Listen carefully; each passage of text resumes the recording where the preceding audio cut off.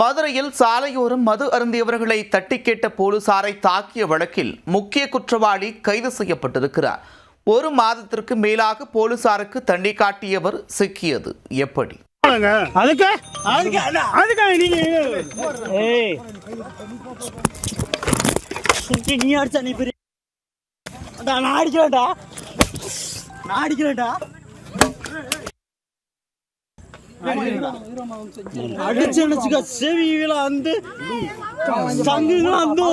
என்னங்க நமக்கு ரொம்ப ரொம்ப எவ்வளவு பழைய இருக்கும் செஞ்சிருக்கோம்.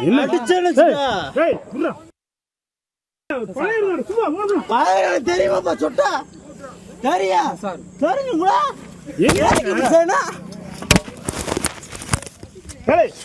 மது அருந்தியதை தட்டி கேட்ட போலீஸ்காரரையே அவரின் லத்தியை பிடுங்கி மண்டையை உடைத்த அடாவடி காட்சிதான் இது. எந்த கை காவலரை தாக்கியதோ அந்த கைக்கு தான் தற்போது மாவு கட்டு போடப்பட்டுள்ளது. போதை மப்பில் மல்லுக்கு நின்றவருக்கு போலீசார் தக்க பாடம் புகட்டியுள்ளனர். நடந்தது என்ன?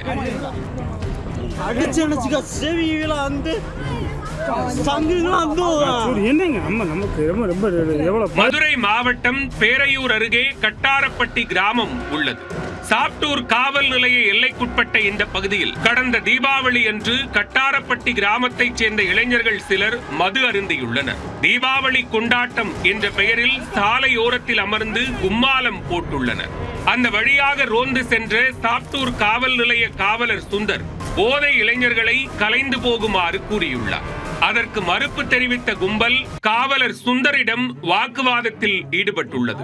அத்துடன் அவரின் லத்தியை பிடுங்கி அவரையே தாக்கி மண்டையை உடைத்துள்ளனர். இச்சம்பவத்தை காவலர் சுந்தர் தனது செல்போனில் பதிவு செய்துள்ளார். இது தொடர்பாக வழக்கு பதிவு செய்ததும் தாக்குதலில் ஈடுபட்ட 6 பேரும் தலைமறைவாகினர். இதனையடுத்து கடந்த நவம்பர் மாதம் காளீஸ்வரன், வைரம், தங்கம் உட்பட 5 பேரை கைது செய்தனர்.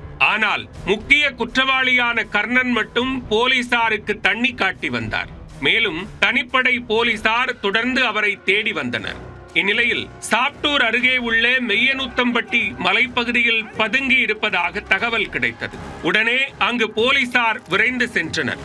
ஆனால் போலீசாரை கண்டதும் கர்ணன் தப்பியோட முயற்சித்துள்ளார். அப்போது பாறையில் வழுக்கி கீழே விழுந்ததில் அவரது வலது கையில் எலும்பு முறிவு ஏற்பட்டதாக போலீசார் தெரிவித்துள்ளனர். மருத்துவமனையில் சிகிச்சை அளிக்கப்பட்ட பின்னர் கைது செய்த போலீசார் அவர் மீது கொலை மிரட்டல், ஆபாசமாக பேசியது உள்ளிட்ட 7 பிரிவுகளின் கீழ் வழக்கு பதிவு செய்தனர். தொடர்ந்து நீதிமன்றத்தில் ஆஜர்படுத்தி சிறையில் அடைத்தனர்.